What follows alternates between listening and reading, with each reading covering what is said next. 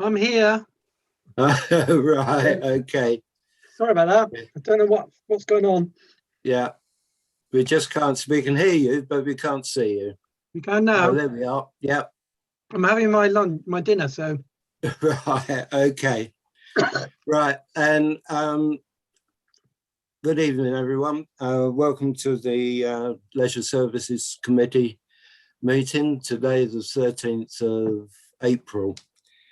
Before we actually go into the meeting, we are all aware of the death of Dave Mills, our mayor, on the 24th of March. 2007, he was elected to the council and he was just coming to the end of his second term as mayor.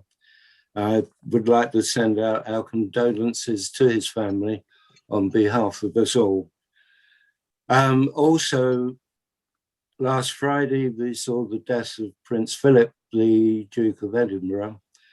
And considering he spent 69 years as consort to the Queen, he's done a remarkable job, both for the royal family and for the country and for the Commonwealth, not least the Duke of Edinburgh Award Scheme that he established in 1956. And I did check today, and up to 2017, there have been 10 million youths who have taken part in that scheme worldwide, 6 million of whom are from the UK. And that is, of course, across 144 countries in the world. So exceptionally tonight, I'm going to ask that we have 2 minutes silence in memory and respect to them both. So we will start now, please.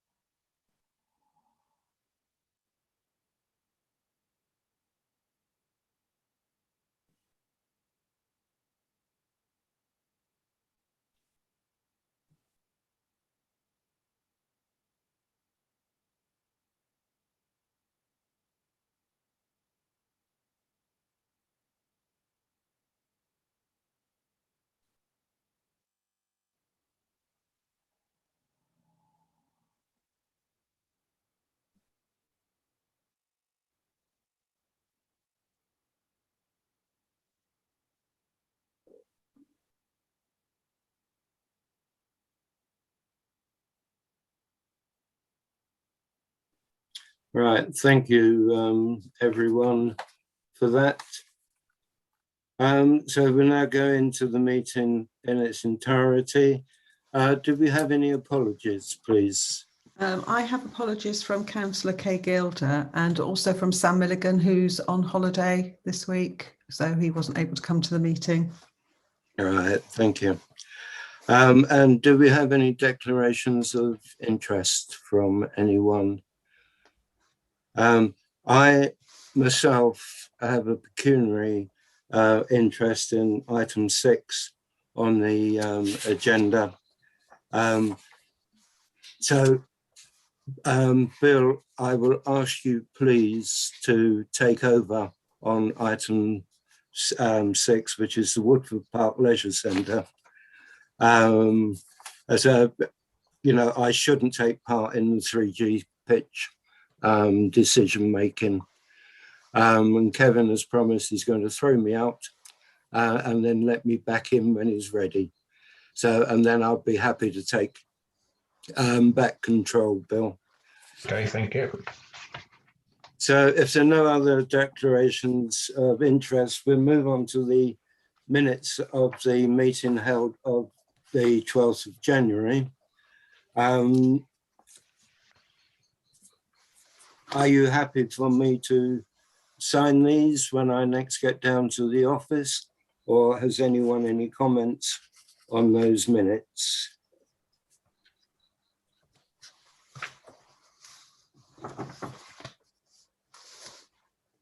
No. Right, thank you. Then we'll move on to item 4 on the agenda, which is the report from just around the corner, where Sam has offered his apologies. Have you all seen the report on Appendix 4 in the minutes? Or would anyone like it read out? Oh, I've read it. Read it. Yeah.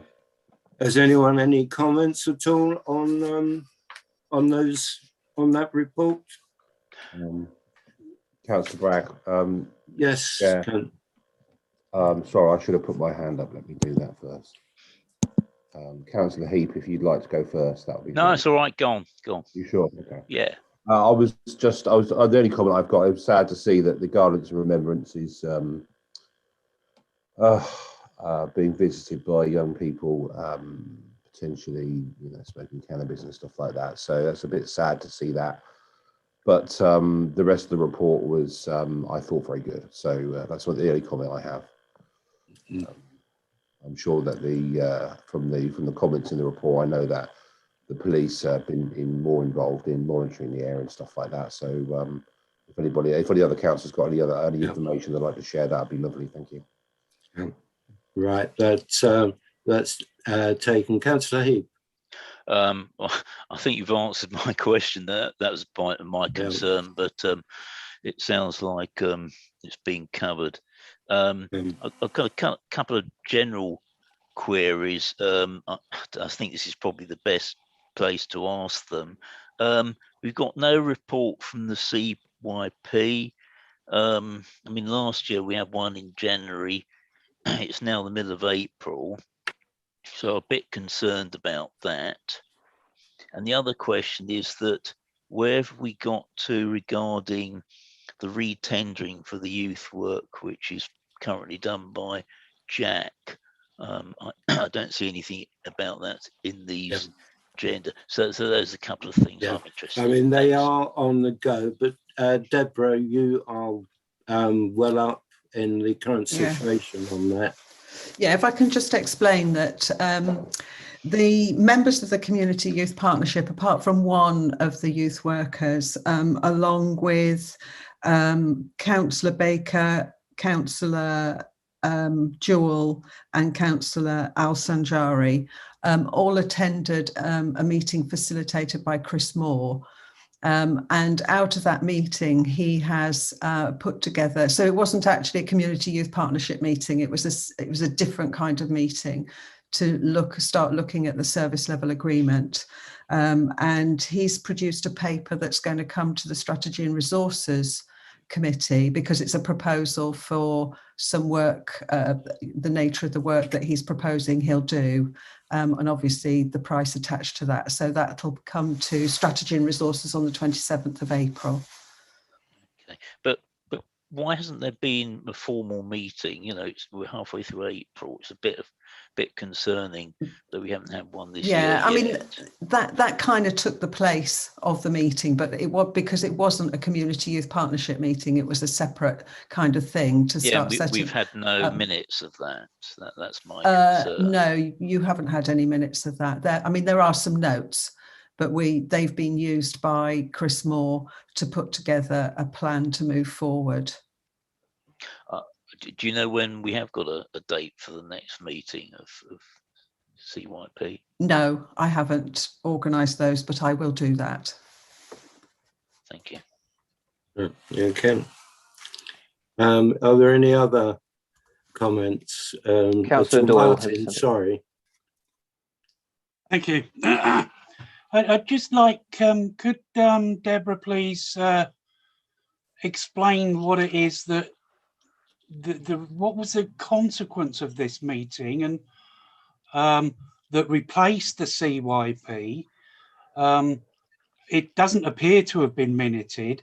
What is it you're expecting to be the outcome of this?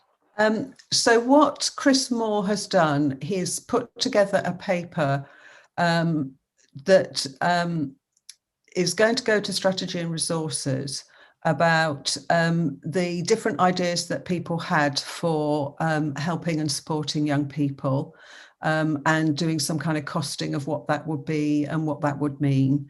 And also then to help us through a strategy for developing whatever it is that gets agreed. And the Community Youth Partnership obviously would have a part to play in that. Why is it limited to S&R? Because the reason for that is because it's going to be put out for tender.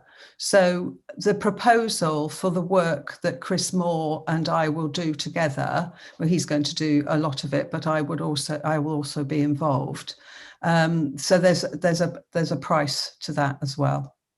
Yeah, I'm just concerned that Councillor Baker explicitly said that he felt this was far too important to be limited to one small group meeting, and it really should go to the council. And it's in. I personally agree with him on that, but all of a sudden we seem to have not decided not to go to the council, but to limit it to S&R. Well, I mean, Strategy and Resources could always discuss it and then decide to make a proposal to full council. Well, I'm sure they could. Yeah. I mean, Councillor Dole, if I can butt in, as far as I understand it, is when it goes out for tender, it's looking at a service level agreement. And the only committee allowed to enter into a service level agreement is the Strategy and Resources. Yeah, I frankly, I disagree with all of this. I was at the meeting. It was quite clearly decided it would go to the council at that meeting. And not only that, it was the council that was going to decide what we were going to tender for, not S&R. S&R is just a way of excluding people with an interest. Well, that's the way I see it. Well, I think you're wrong there. But S&R, in the first instance, because they've got to formulate a strategy to move forward, in the first instance, I agree that S&R are the right committee for it to go in the first instance. Were you at the meeting? It will subsequently come back to us, I'm certain, and it will subsequently go to full council. But in the first instance, I was at the meeting. It was clearly stated that the whole thing would go to the council, not to S&R. S&R wasn't even mentioned in that unminuted meeting where these decisions are being made about what we're going to do for youth in the future. I find this all utterly peculiar. And I'm sorry, Deborah, you can raise your eyebrows as much as you like. Nobody suggested this went to S&R. Well, nobody suggested it would go anywhere, actually, Councillor Doyle. Well, so I'm happy for it to go to full council, but I don't think you'll get it through at the. I don't think we'll have enough time at the annual meeting, because that is a very long meeting, and that is what's going to. Our next meeting is the annual meeting. I've had my say. Right. Has anyone else any comments on the Jack's report? Otherwise, we will move on to the next item, which is budgetary control, which is on page 4 of your agenda. Deborah, once again, perhaps you would like to run through the Of course. budget.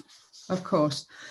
In terms of expenditure on page 4, the leisure budgets overall have come in at about 94.7% of the revised estimates figures. There were double the number of inscription plaques ordered in the year compared with last year.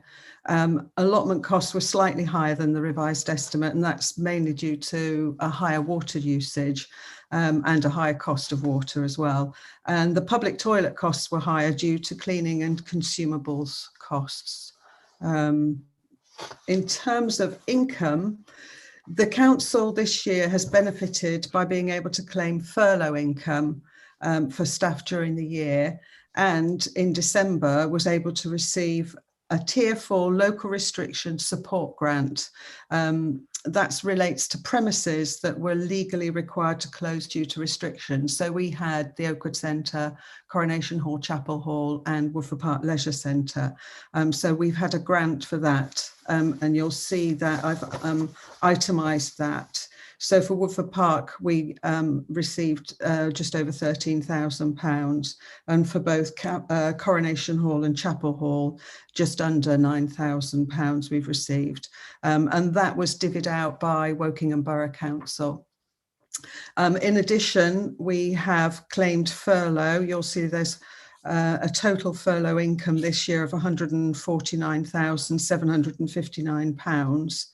The amount of income from leisure services themselves is just under £140,000. And I just wanted to apologise for the figure, the net percentage figure, actual income as a percentage of the revised estimate, because that should be 52.3. And I'm sorry, that's an Excel mistake of mine.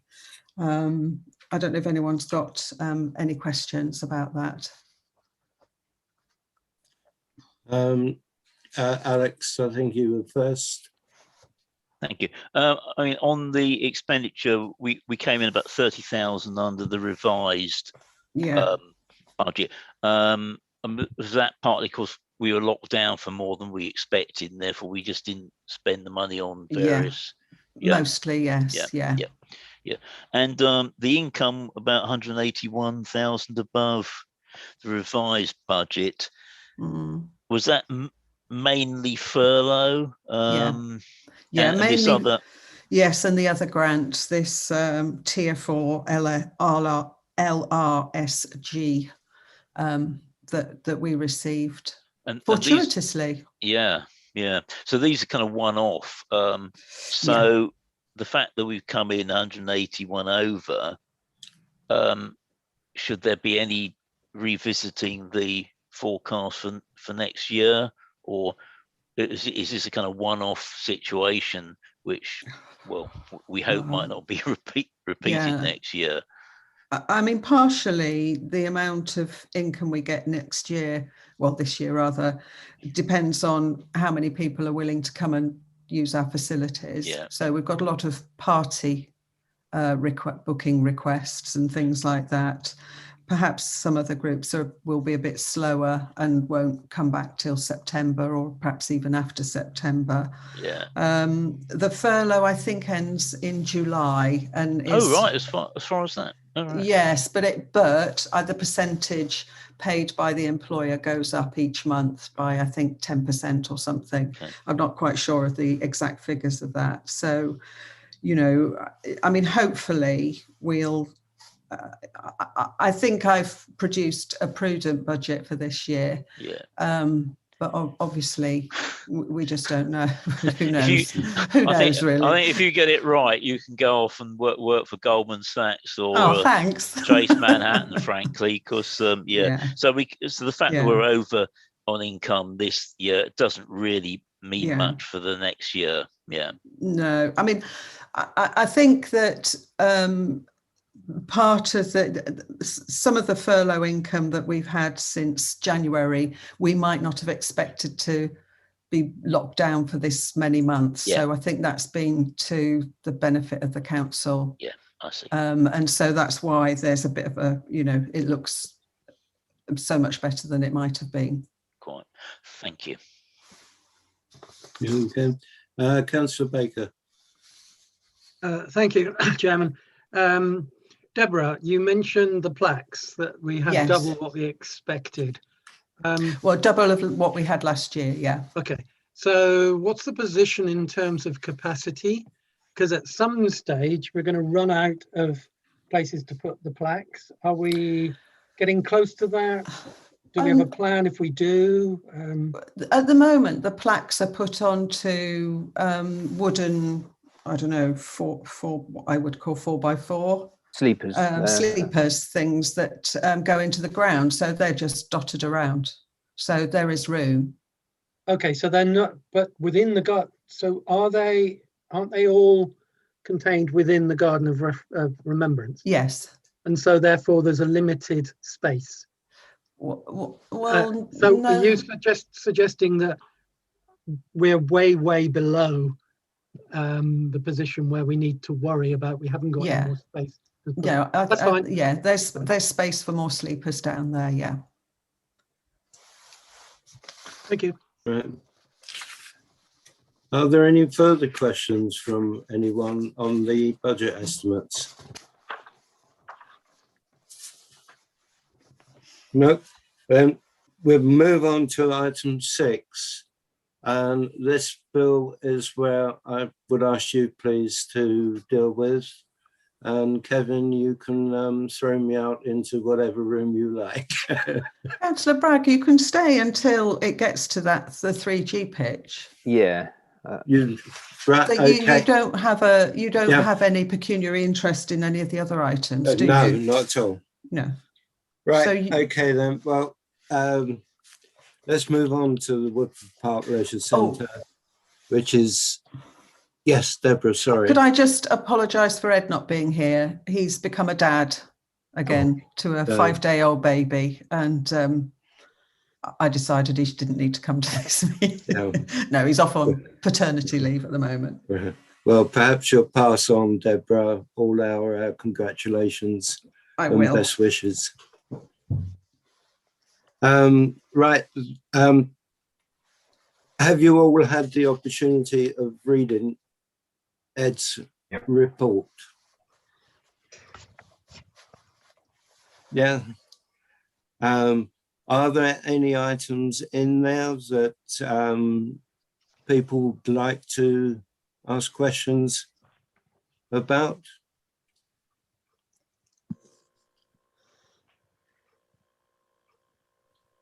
Only on the 3G pitch, and I can hold back on that.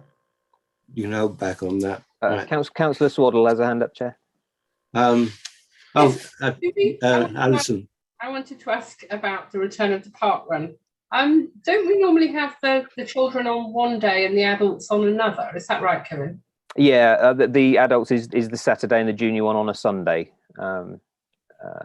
Generally, we've been in contact with the sort of local organisers about them coming back, and they need a bit of a run in. So we've kind of told them we're ready when they are, with the exception of the work that we've doing at the moment out the back of the leisure centre. We've had to dig the trenching, so that's been put back slightly, and they're aware of that, and we're keeping them up to date. So they're looking at a return.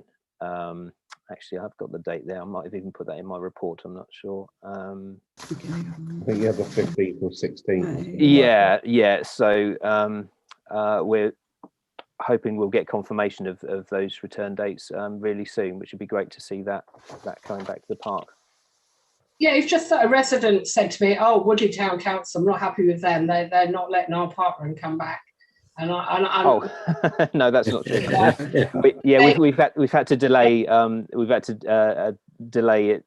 It was only 1 week, actually. I think probably in the end, because we've dug a trench right across the grass. So it's. Okay. Clearly, Parkrun haven't communicated with their members very well, because I simply said to the resident, "Well, we would need to have a very, very top quality risk assessment written. It's a very busy park, hundreds of people turning up for the park run. They have to have a lot of very good measures in place. Yeah, and I understand that they are carrying that out, and I think we're still waiting for the central park run organisers to contact us. I understand that they're contacting every landlord across the country to do exactly that, and tell us exactly what their plans are. So, yeah. Okay, thank you very much, Kevin. Councillor Smith.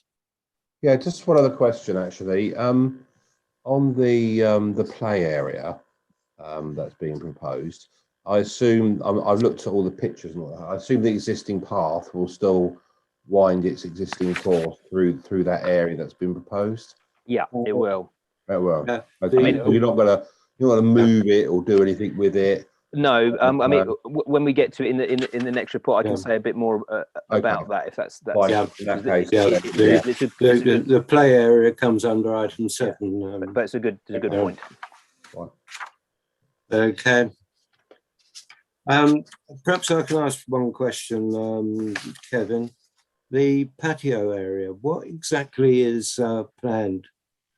So initially, Ed and his team have started doing outdoor exercise classes in that space, and I know Matt's been doing his personal training classes out there with individuals to just use that space at the front of the centre. Going forwards, we've been thinking about how we can smarten that up and use it for something similar, as a matter of course, in the context of kind of raising the game a bit out the front there. The flower beds need doing, that it needs tidying up, but Ed thinks he can make a good use of that space for outdoor exercise. I think when we trialed it in the first lockdown area using a bit of the car park, it was quite popular. People quite liked doing some of the things outside and some of the classes that would normally been inside. So it's kind of seizing on an opportunity now, because the structure had to come down anyway, and we're looking at how we can make it a better space going forward, but we haven't decided exactly what that would be at the moment. Right. Are we charging for the classes?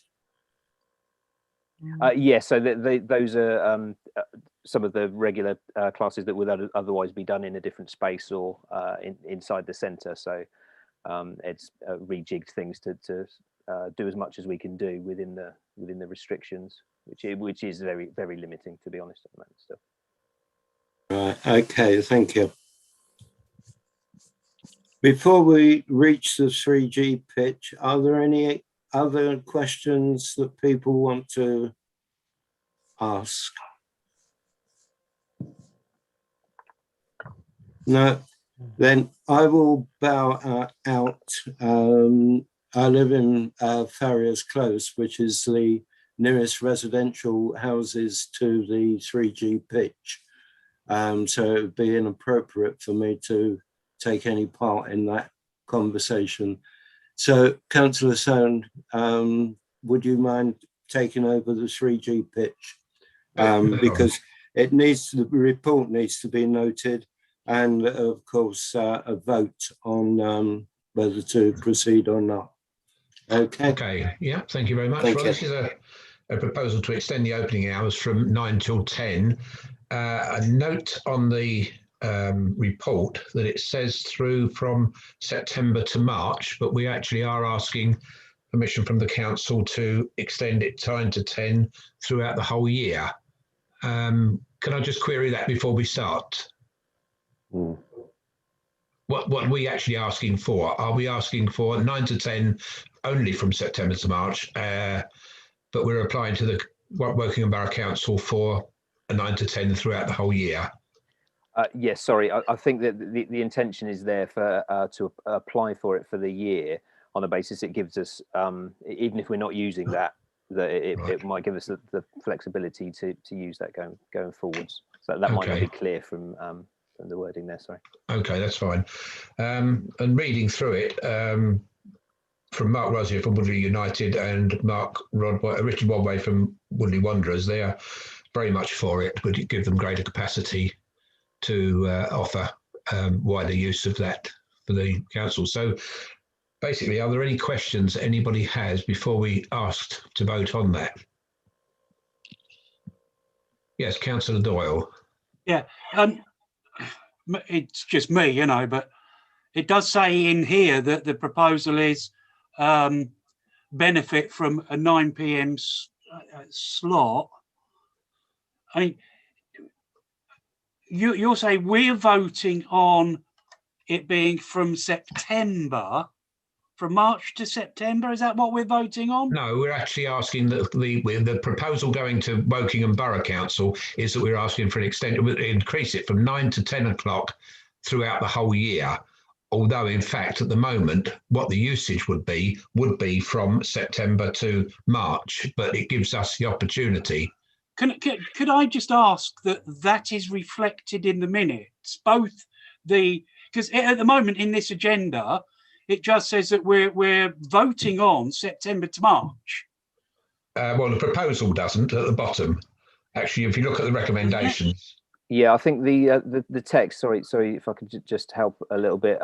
The text there is the comments from Mark Rosier, who was specifically from his perspective looking at the September to March as a benefit, and what Ed was suggesting was that if the council was minded to do it, it could apply for it for the whole year to give us the flexibility to do that. I see that now. Thank you. Okay, right. Are there any other points? Anybody? Any other questions? We've got a couple of hands up, Bill. I can't see them. So sorry. Councillor Smith has his hand up, Chair. Sorry. Right. Thank you, Bill. I just wanted to ask a few questions. I remember when the 3G pitch was being sort of considered originally some years ago now, and we did have some local objections from residents of Farriers Close to the 3G pitch at the time, which we obviously considered, and the planning application for the 3G pitch considered ways that we could reduce any impact to those residents, and that was part of that mitigation. I just wondered if since that time we'd had any complaints about the current operating times, or indeed if there were any concerns about having the potential to have it an hour later in the evening that we were considering at all. We had some complaints from one resident, which was I don't have the dates, but it was during that first opening season. Okay. So obviously this year it hasn't really been in use, so we've not had any. But that was the last time we had comments about it. So that was some time ago. I think the thing perhaps to bear in mind is that the purpose of that planning application would be consultation with residents and making them aware of it and giving them an opportunity to comment on it through that process. In any case, but yeah, we haven't had any. I know we did. I can't remember exactly, and if any of the council has a comment to make, I know that we did some things to reduce the impact of any noise from having a 3G bit in that location to start with. And I think that's probably been effective. It's just that if we're now proposing to open it for an extra hour in the evening, we just need to be mindful of the fact that you either may have to put some extra mitigation in, or maybe what we've got is sufficient. And we just need to be careful about how we use that extension to 10 o'clock. Is it proposed that we will use it every night until 10 o'clock, or is it like we're thinking maybe we'll just do it 3 nights a week, or maybe Monday through Friday? I mean, is there any feel for how that might work? From our conversations with Ed, it would vary a bit, and what we might look to do now might not be the same in another season's time. One way or the other. So it is a bit difficult to say. I can just see the resident. I can just see some of those residents of Farriers Close thinking, well, is that like every night of the week, apart from Sunday, for example? In which case, I could understand why they'd be upset about it. But if we're talking about 1 or 2 nights a week to allow flexibility, and there are lots of positive things about allowing that flexibility at 10 o'clock, and I can see that from the comments, so I'm quite supportive. I'm just mindful of the impact. But you're right, Kevin. you know, it will be covered during the consultation for the planning application. So I have no further comments. Thank you very much. I notice we have Councillor Swaddle has a hand raised. Yeah, I was pleased to see that the recommendation is only Monday to Thursday. I think, you know, it's four nights it could be in use and 3 nights it won't be. And you know, they're the weekends when residents are more likely to perhaps have friends and family in the garden. That way. Did we give any consideration to, you know, directly speaking to the residents in that road before putting in a planning application? Because there's not a lot of people, and I know we have formal consultation within a planning application. But I just wondered if it would have been a friendlier approach to, you know, have spoken to the residents of that road and got their feedback. Yeah. To understand what they're concerned about, you know, any mitigations that we need to put into our planning application. Yeah, I mean, we haven't done that at the moment, and I think on the basis that actually this committee might not want to do it at all, in which case, you know, we might have been scaring people for nothing, so to speak. But I think if the committee wanted to do something along those lines, then that's something the council could do if it wanted to. So I think there's still an opportunity to do that, if that's what the committee would like to do. Yeah, I mean, obviously, the agenda of this meeting is public, so we could see a report in the paper on Thursday of, you know, that we are going to be doing this, and it will be straight out there into public domain. Yeah, the difficulty would have been if we'd gone straight to residents and said we're looking at doing this, and actually the council knows nothing about the request and hasn't done anything about it. We would have kind of done the same thing without the council having even considered it. So it is a bit of a tricky one, but yeah, I understand. I was thinking, you know, if we'd just gone to ask them, you know, it's so many years now since the 3G pitch opened. I know you were concerned before it opened. How have you found it over the last 3 years to get that feedback? Not telling them that we were considering having it open longer, just to make us fully aware of, well, you know, so we know what it's like to be a resident in that road, and we've got the full picture. Yeah. Okay. Okay, Councillor Baker. Thank you. Correct me. Whoops. Sorry. Correct me if I'm wrong, Kevin. This actually wouldn't be a formal planning application. It would be a request for a variation of conditions. Conditions usually are set, and they're handled slightly differently, not to the same level of scrutiny, I believe, as a full-blown planning application. Yeah, it would be a variation. Yes. So actually, I'm not 100% on what the consultation element of that would be compared to a full planning application. So I think, as Councillor Swaddle said, perhaps that's something that the council could look at. This council could look at doing to engage with the residents there. So did that answer your question? Sorry. Yes, thank you. Okay, I don't think there's any other questions. And based on that, we can go to the recommendations. And the recommendations are that the members note the contents of the report, and that members consider making an application to Wokingham Borough Council to vary planning permission in order to extend the permitted operating times of the 3G pitch from 9 PM to 10 PM, Monday to Thursday, throughout the year. Can I have a show of hands for all those in favour of that recommendation?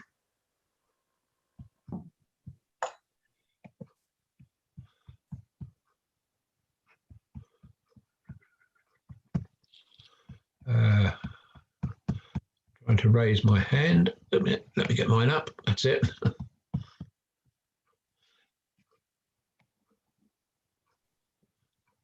you got that, Matt? Yes, I do. Thank you. Yeah. Okay. Shall we ask for those against? I can't see whether there are any at the moment. Are there any against? That was everyone's hand up. It was it? Yes. Okay, that's fine. That's carried then. Thank you very much. Thank you very much. I think we can invite. If I go and retrieve David. Yeah.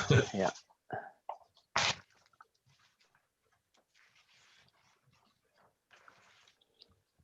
There we go. Right. Thank you, Bill, for doing that. Right, we now move on to item 7 on the agenda, which is parks and buildings, which is your report, Kevin. Yeah, thank you. So first off, the pergola area, which we mentioned briefly a moment ago, that has now been dismantled, and the area is being made use of.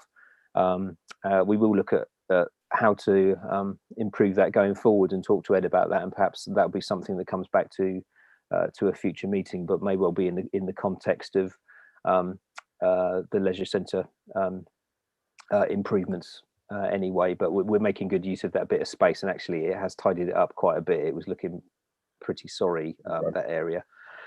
Garden of Remembrance was mentioned briefly as well. We had some reports, and not lots, but there were a handful of concerning reports about activities in that area again, and we've been speaking with the police team, and I know the residents concerned who had experienced that had spoken to the police directly as well. It is a tricky one. We've been trying to keep an eye on it. We've been in contact with some of the residents who live around back onto the area there as well. They've given us sort of similar information about what's happened in there. It is quite sporadic, so it's not every night or constant, but it has been kind of intermittent, but for some time. So we are trying to gather as much information about that, continue reporting it to the police, to try and increase patrols there from the PCSOs where we can, but it does remain a tricky one. The young people want somewhere to go, so we're trying to monitor it. We have again removed one of the seats. If you know the garden, there's a large seat towards the back, which tends to be a popular one to sit on and congregate, and periodically we have removed that seat to discourage that. And taking the opportunity to refurbish the seat as well when we do it, but so that's one of the things we're doing, but it remains a problem, and we're thankful to residents for contacting us and telling us about it, frankly, which has been really helpful, because if they don't tell us, we don't know that's something that's happening. Next to Friends of Woodford Park, continuing to do the beds. I have to say, I think David's probably here, but having looked at those beds today, they look absolutely brilliant, really, really good. And the Rotary Garden as well. It's a real credit to the park, especially at a time when other things might not be so great in life, but actually it all looks really good at the moment. The allotment site's been really busy during the lockdown period. We've got quite a waiting list there. It's been a lot of inquiries, and Heidi's been very busy. We've had a lot of not bad issues, but just operational things to deal with, which has actually been pretty good. In terms of plot inspections, those are ongoing via the tenants committee, and actually it's a lot better than it was. There's more well-tenanted plots up there than ever, and the system's working really well for us, contacting tenants and trying to manage that and keep them up together. So that's working pretty well. The maintenance depot electrical supply, that goes in this week, Thursday and Friday. The in-house trenching work's done and is pretty much complete today. So we've managed to get just slightly ahead of the game, which was the intention, and that'll be made good immediately. It'll be backfilled as the cable goes in. So next week it'll be returned to normal for use of the pitches, and obviously to get things like park run back in. Woodford Park play area, which is the appendices you've got there. So by way of update, we received 7 tenders in the end from companies who were asked to submit detailed plans, and all came out and talked to us and received the same brief. We did narrow those down to 3. based on a scoring criteria for the tenders, which encompassed a number of things, again, based on the brief to do with what we'd actually asked for. What you've got there in Appendix A, and I know it's probably quite small on there to try and see the detail. So what I would say is if anyone wants to see it in more detail or larger, it will be on the website, hopefully from tomorrow, so you can blow these images up. I've got them all in the office so I've got them in electronic format that I can send out. And also we've got big paper versions if anyone did want to come and actually get their hands on it and have a look at the actual submissions as well as the visuals, then do let me know, because I can provide you with that. So of the 3 designs there's 2 visuals for each, and the intention is to obviously consult on those designs. So the way we're going to do that via the website is to have a basic questionnaire for what people like to see in terms of individual bits of equipment from any of the designs, what their preferred design might be overall, and to try and harvest any other comments that they might have about the layout, about the designs, and about the footprint of it. So there is a lot of information there, so we've managed to try and condense it down to something that will work on the website without people getting lost in too many documents. The Appendix B there shows, sorry, it's a slightly squiggly line that I've drawn on there to show an approximate footprint of what the new area would be. So the yellow bit is the area currently occupied by the play area, and what we're looking at is 2 of the designs are an extension of that, so utilizing the area that's already got the play area on and coming out around that way. One of the designs avoids that area completely and moves everything to the other side of the path. So just out of interest, that's one of the items that we left. I know Councillor Smith mentioned earlier on.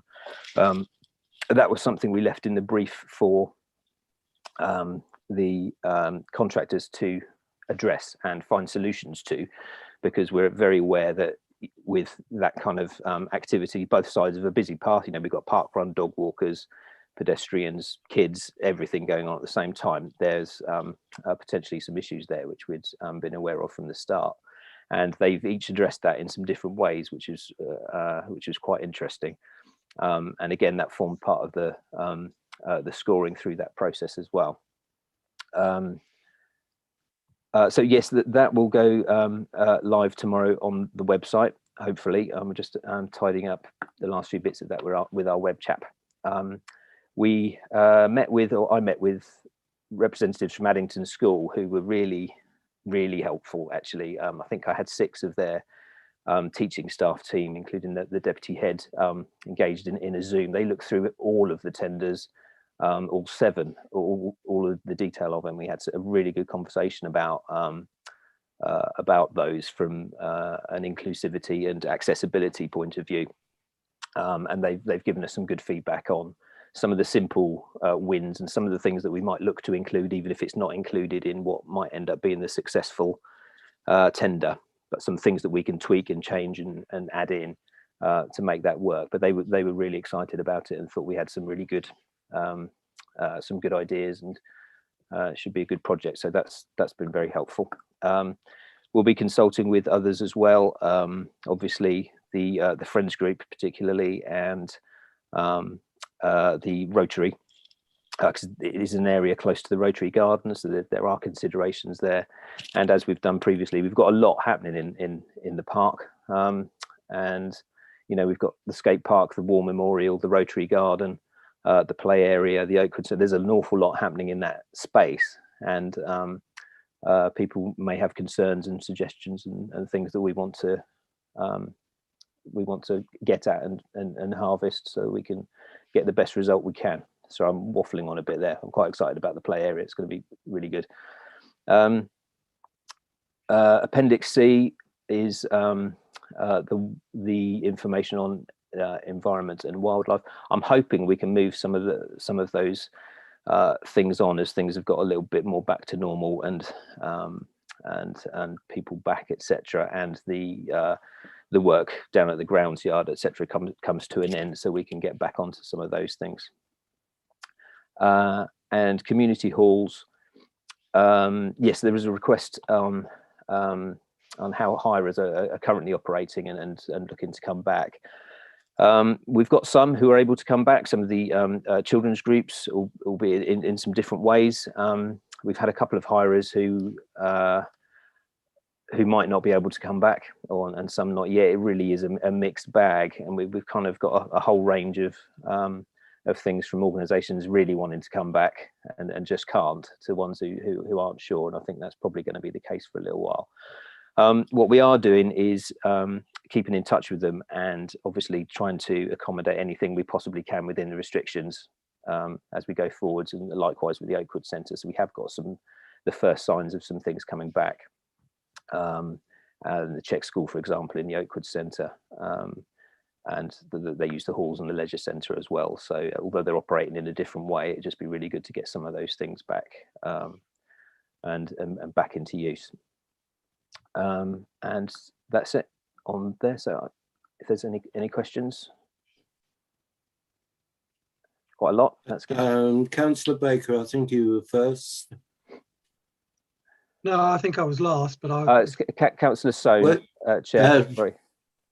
Oh, I can't see your hand, Bill. I do apologise. Okay. That's all right. Just a question on timing, because obviously this is going to take some time to get the tenders sorted and get the contractors in place. Yeah. Is there any way we can avoid this being done in the high season when it's going to be needed, and rather do it when we're in? I know it's not good in the bad weather to do projects like this, but it would be nice to get it completed so that it's open at a reasonable time. Yeah, we need to have some conversations about that, including even the consultation period, because we've had to do it in a slightly different way. I was really hoping as things open up, we might be able to have people coming back into the building and have the displays up and things that we would normally do. Because we get really good responses from that, but at the moment I'm not quite sure. So we do have to revisit that and redo the timetable. It is moved a few times so far.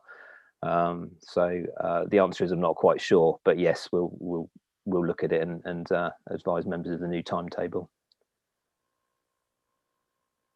Councillor Heap. Thank you. Couple of questions on the new play area. Are we actually going to see the guidance from Addington? Because I'm clearly not expert on what disabled need or don't need in a play area, so it'd be useful to actually see that feedback from them. That's one. Yeah, I can do that. It's basically my notes of the meeting we had, but I can knock them into something. That'd be great. That might make sense and circulate that. Yeah. It appears, I don't know if it's correct, but from the diagram that maybe 2 trees might need to be felled. I just wondered if that is the case, what we'd think about doing to replace those. No, it's not. I think it might look like some of that stuff goes sort of through the tree area, and it includes the tree, so that those trees would stay where they are. Okay. I mean, while we're on the subject, we were going to get a load of trees, I think some government scheme, so we could plant trees. I wondered where we got to with that.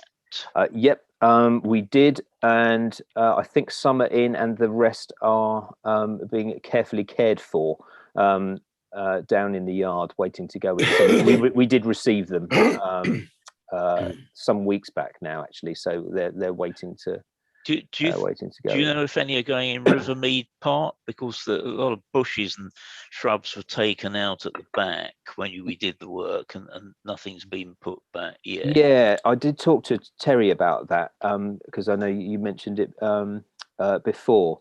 I'll come back to you with something a bit more concrete, because actually we did talk about it, but we didn't decide exactly what might go in there or whether it would be those. So I will talk to him again. And okay. Come back to you.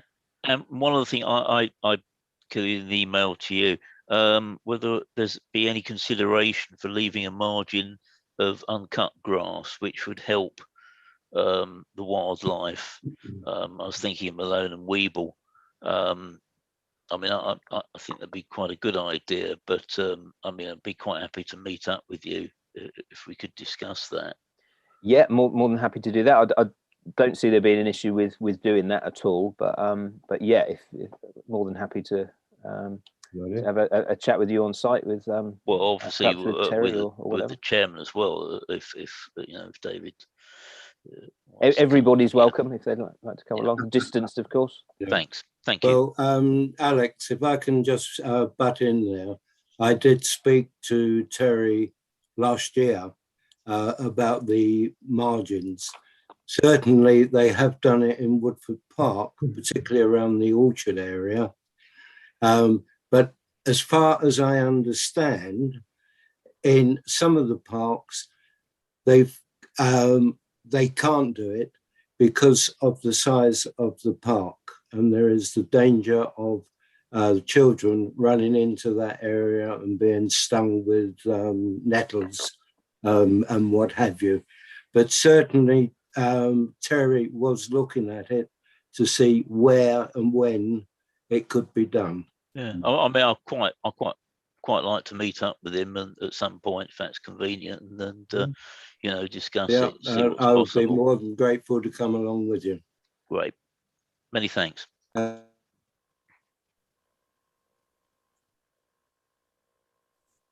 Sorry, Councillor Doyle. Sorry, Councillor Smith, you were next. It was Councillor Doyle. Sorry, Chair. Yeah, fine. Thank you very much, Kevin. I just wanted to ask the little walled park in the town centre. Is anything happening with that? Yes, it is. We're waiting currently on Wokingham Borough Council to come and do some tree works, which we'd been asking them to do in order to allow some more light in there initially. So that they are going to do a crown lift on the trees. And what they've said is that the tree officers said they will do that in the early summer. So we haven't got a date for them to do that. We've got a press release going out actually to advise people on where we are, because it's been kicking around for quite some time, and obviously to just look at it, not a lot has happened. As soon as that tree work's done, we're ready to go and start planting and start rounding up the volunteers who've contacted us, of which there've been quite a few, which is really good. And the grounds manager has the planting plan, which came to this meeting some time ago to agree. So we're just waiting on that tree works, which has just been a bit frustrating. It's knocked us another, however many weeks further down the road. Is this tree work that seems to be a prerequisite something that you have confidence in getting done in the near future? Yeah, Wokingham have agreed to do it. We had a bit of work to do to establish that that's what was going to happen. But yeah, they have committed to doing it. We're just waiting for the date for them to give us a date for actually doing it. Right. Okay. Thanks. Councillor Smith. Thank you, David. Just a couple of questions, really. As part of the tender process, have we considered the maintenance costs for each of these designs? Must be a factor in your decision. Yeah. What we'd specified in there is that although we were looking at a mix of materials, that whatever those materials were should be the best of their kind available. And in terms of longevity, we're very aware that we're not going to be doing this again for a long time. And that kit's got to be robust and through normal use and through a certain degree of abuse. I'm not so conscious of the cost, though that is a factor, of course, it has to be. But at the end of the day, it's time and effort from the maintenance team in trying to care for it every year. So you don't want it is, yeah. So I mean, one of the things we were looking at. Really pleased with the whatever outcome we have.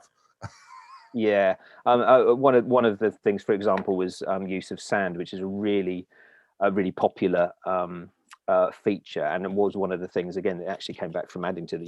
Kids love sand, and it's a nightmare to manage and maintain if you've got lots of it, and depending on where you've got it. For example, the one we've got up at the leisure centre that's on the slope of the bank, gets emptied across the bank a lot. We're just constantly filling that with sand, and it's one of those things that you kind of learn. Okay.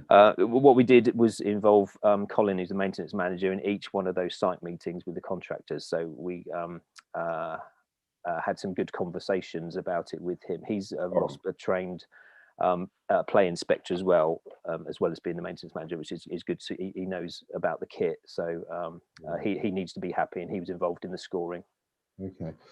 In terms of other parties getting involved for comment, so you've mentioned the schools, and I've no doubt you've obviously spoken to a number of other groups. I just wondered if you thought about speaking maybe to the police to get their view on sort of like,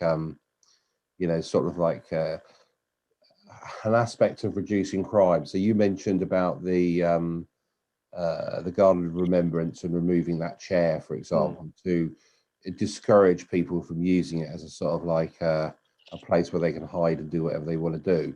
So I'm just wondering if any security aspects have been considered in these designs to try and sort of like, as far as we're able to, this of course, to minimize any opportunities for that to happen. Yeah, I think that's a good point. I hadn't thought about that specifically as a thing, but there's no reason why we wouldn't do that. So I can talk to the police team about they might very well come up with some really practical ideas about what you can do, and I think it's probably worth considering that in your final design or your final choice. I mean, I won't go as far as to involve a fire brigade or anything like that, but I think having the police, at least having them look at it and come up with a few questions might be happy. I think those were the two main things I had. Thank you very much. Thanks, Kevin. Thank you. Councillor Baker. Thank you. A couple of comments. On the Garden of Remembrance, we've got you sort of implied it's fighting a losing battle, and part of that is because of its location. It is tucked out the way. Yeah. It's must be massively enticing for the youth to go around there all the time. And I have floated this idea before that maybe the longer term solution is that we have to move it into a more public area where children, well, not children, it tends to be teenagers upwards, will be seen to be doing their antisocial behaviour. I don't expect you to comment, Kevin. I just mention it in passing. Going on to the play area, I went in yesterday and had a look at the A2, I think it is, drawings of the three, and I strongly urge any of you to go and have a look at it. It just hits you in the face. It is impressive. All three are really, really impressive, and it will, I think, make Woodford Park very much a go-to destination. It's equal to Sol Joel, I think, all three of them. It's equal to the new play area, I think, in Dinton Pastures, and I know I would be extremely proud to have that with us. In terms of the consultation, Kevin, obviously subject to COVID restrictions, etc. I think we ought to try and consider, if we can, having a gazebo up in the town centre. We did that before for, I think, the town centre play area, and that worked extremely. And then the final point I'd make, and I think it was Bill who said it, can we have a draft timetable of action? I'd stress draft, straw man, whatever you want to call it, because I'm very concerned with COVID, things drift. And if you don't have a target, dates of getting things completed, it's too easy, not deliberately, it just happens, to drift. So one of the things I would like to come back to this committee before the next committee meeting is a rough idea of, these are the key milestones that we're going to try and work to, subject to all the other things. I think, the final point was, raise it again, the environmental wildlife, the Appendix C, it's superb. Yet again, it's demonstrating that Woodley Town Council is very environmentally friendly. It's thinking of the environment. But guess what? We don't tell anybody about it. We really don't. You know, it's a bit like Councillor Doyle's question on the community garden. He's quite right to ask it because we don't tell people what's happening. So can I ask yet again that we can somehow take that Appendix C and turn it into a press release, turn it into maybe a bi-monthly environmental report coming from Woodley Town Council that goes out onto social media. You know, you've got sort of like 3 months worth there. You know, we've got to stop hiding our light under the bushel, as they say. You know, you officers are doing a brilliant job in a lot of these projects, etc., but nobody knows about it. And in something like this, you wouldn't know because you know, like the bug, talking about the bug hotels, etc. You're not going to see that, not really, because it's too small and it'll be tucked away somewhere. So we need to start telling. Sorry, I'm very passionate about saying what we do. I'll leave it there. Thanks.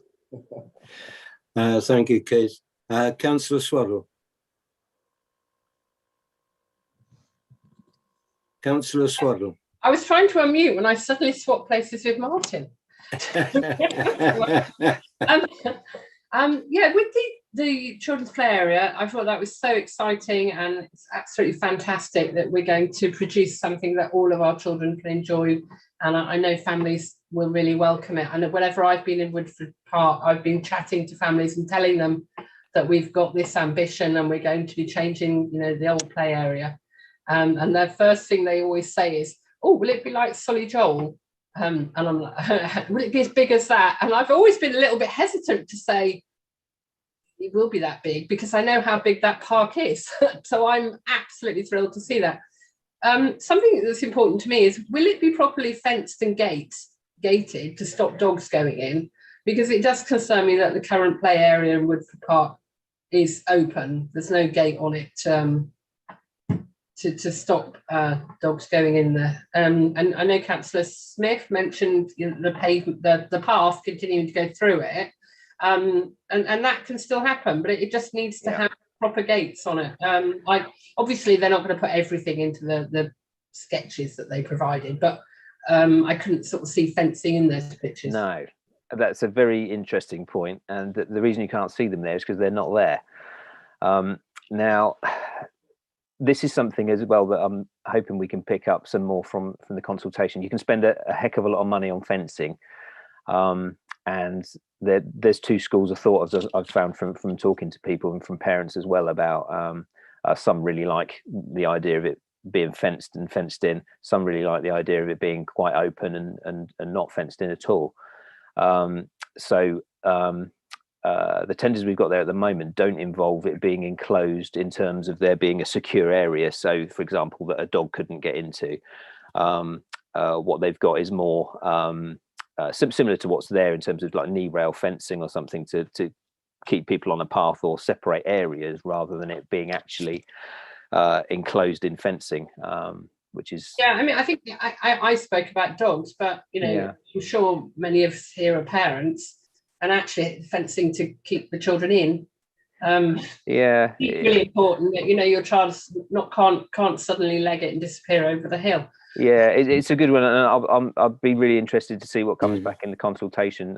I know a few parks locally, some fenced in and some that are not, and take my lad to them, and there are different challenges to ones that aren't fenced in, but there's a lot of advantages to that as well, in the way that people use the space and perhaps take their kids and then go and, you know, sit and have a picnic nearby and keep an eye on them and things like that. So yeah, it'd be interesting to see how people feel about it.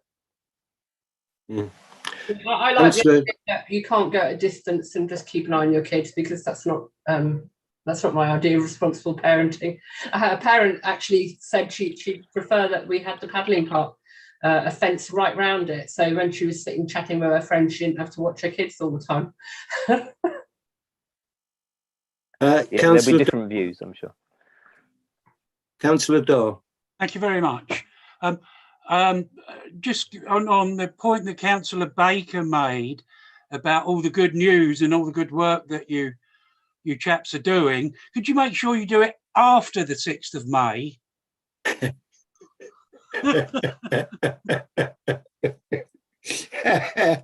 Is there something happening on the 6th of May then? Councillor Dawe. Oh my Lord. Councillor Al Sanjari, you Yeah, thank you. Yeah, on the issue of fencing, currently the 2 parks that we've got at Woodford Park have definitely got substantial fencing around it. And I would just, pardon? It doesn't have a gate. I'm pretty sure it does. The one by Woodford Park Leisure Centre does, because I know from experience sort of navigating that gate with the kids' bikes, and with the other little one, 100% that one was gated. It's been about 2 years since my kids have used it. The little one that's by the Oakwood Centre. Yeah, if we could have something like that, and that is gated, isn't it? I'm pretty sure it is. With that as well, because we've had issues with sort of, people going through on their bikes, in terms of safety and security as well, I think, as well as the issue with dogs. I think that needs to be a serious consideration in terms of safety for children using the area, especially if we are serious about making it accessible, and making sure that it's accommodating children with disabilities and their carers. I think having it gated with a gate that can be accessed for people who use wheelchairs, I think is really important. Thank you. Thank you. Right, I've got 1 or 2 comments I'd like to express, if I may. First of all, I'd like to reiterate Kevin's opening statement on this, to thank the Friends of Woodford Park, who really, under exceptionally difficult circumstances, have done a magnificent job of keeping those flower beds in order, and the rose garden, and indeed the garden of remembrance. On the garden of remembrance, I agree something's got to be done to stop the use. Living in Farriers Close, I get a lot of complaints about noise, well, certainly during lockdown, of noise, arguments and fights coming from the Garden of Remembrance, where the youths were there drinking, having parties, which they shouldn't really have done. It's not an appropriate place for it. And even last year, probably about September time, I walked round there to go in the Garden of Remembrance. And outside, I was approached by a young lad, could have been 19, 20, 21, that sort of age group, who asked me for a light for the cannabis roll-up he had in his hand. So there is drug taking that goes on there, I promise you, which has got to be stopped. Needless to say, I told him no and gave him a little bit of a lecture on, smoking that stuff, particularly in that vicinity. With the police, it's very, very difficult because that Garden of Remembrance is out of the way. So it's an area that tends to be forgotten by people unless they are going there. But there must be some way that the police, while they are out and about on their rounds, just pulling into the parking area in Western Avenue, which I know is unmade, and just walking over to the Garden of Remembrance. They only need to do it once or twice, and you know, it could put an end to the problem. They can't do anything about drugs, as the police commissioner told us when he came to speak about 18 months ago. They can't do anything with drugs unless the police catch them with them in hand. So to stop on a routine visit and walk over wouldn't take them 5 minutes, wouldn't interfere with their normal duties, but it's something that they could do. And I think it's something we should take up with the police, please, Kevin. With the play area, my main concern was the footpath. If the footpath that we have at the moment is going to go straight through the middle of the new play area,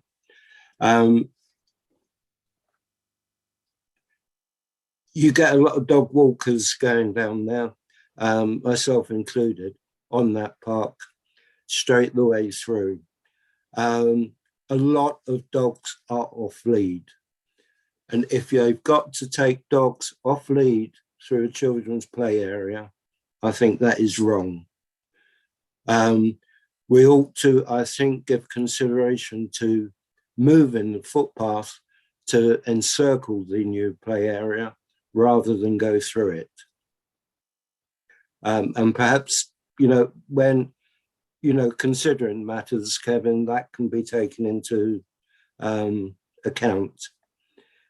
And last but not least, the area of the park up from the lake up towards the 3G pitch and beyond is looking somewhat messy at the moment.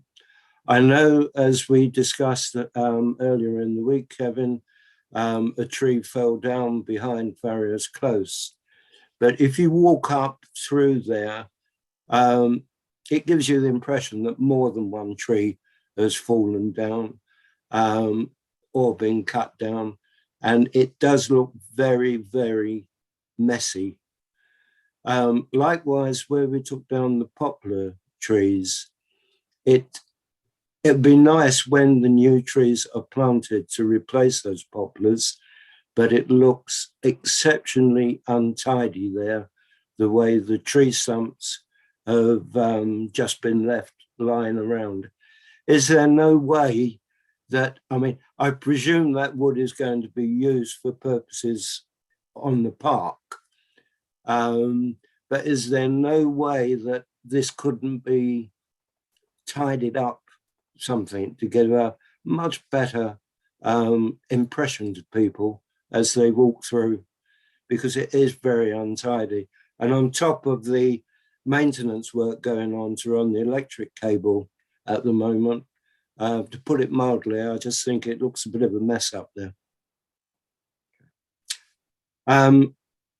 But that's all I had to say on the subject. So before we move on, are there any other questions or comments that want to be made? No. Councillor Heap has his hand up, Chair. Oh, sorry, I can't see it. Sorry, I should have asked this before. Are we considering provision of bike racks in or near, well, not in, but near the new play area? We haven't done, but there's no reason why not. So I will add that to the list of things. Yeah. Right. Anyone else? Any further comments to make? Well, if we were having bike racks, would we have a scooter park where they could be locked up as well? I mean, you'll often see at primary schools that they have special storage racks that the scooters can be put into with the lock popped on. Okay. Yeah. Right, well, we'll move on then to item 8. Has anyone any future agenda items?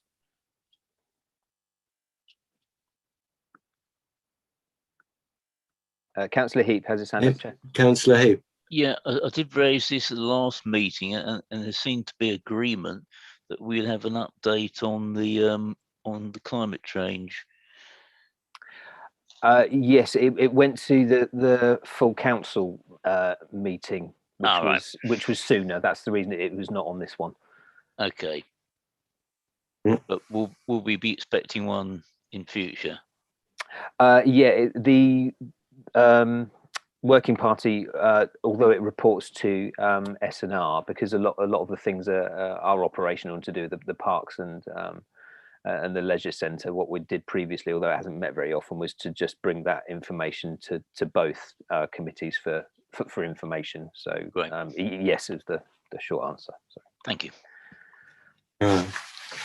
Fine, we'll move on to the last item then, publicity and website. I think Councillor Baker mentioned one that is very important, the wildlife schedule, which I agree, should be publicised as much as possible. But has anyone else got anything additional that they would like publicity or for the website?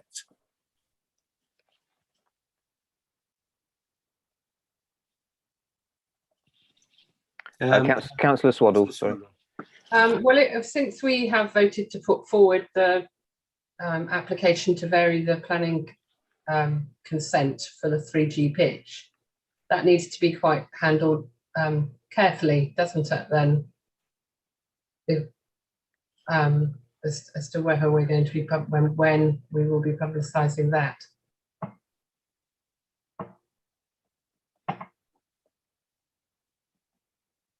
Well, under planning law, I stand to be corrected.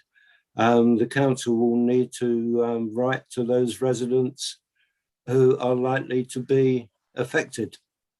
Now you weren't present during the discussions of this, Councillor. No. Because I did suggest that it might be a good idea to speak to the residents of the road backing on,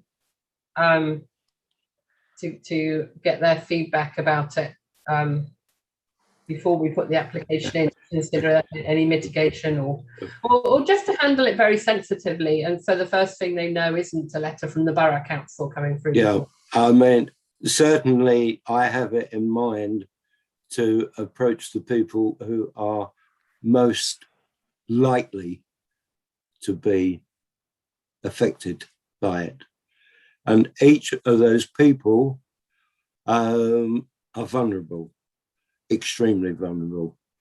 At least 2 are over 90. One has got a stroke, and the wife is ill anyway, but having to care for the husband with a stroke. So all those people that are involved, are directly involved, are extremely vulnerable. But I do intend to speak to them all. Yeah, as I mentioned earlier, our agenda is a public document, so that's right. The local press could be aware of this issue already, having read the agenda, and when we publish our decision tonight. Yeah, well, I will try and get round and see them all over the next 7 or 8 days. Okay. But has anyone else got any further comments before I bring the meeting to an end? Well, we were discussing items of publicity. I just feel it's quite important that the town council perhaps has a prepared statement, and we definitely want to promote the comments that we have recorded from the football and 2 football clubs. Yes, just to show that it's certainly not. We're not doing it just for a commercial opportunity to gain more income for those hours. We're doing it because we feel it's for the benefit of all of our residents who want to use the 3G pitch.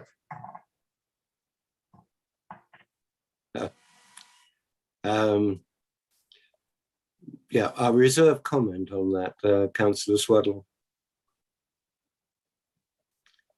Right, well, if there's no further questions, I will bring this meeting to an end at 9:28 p.m.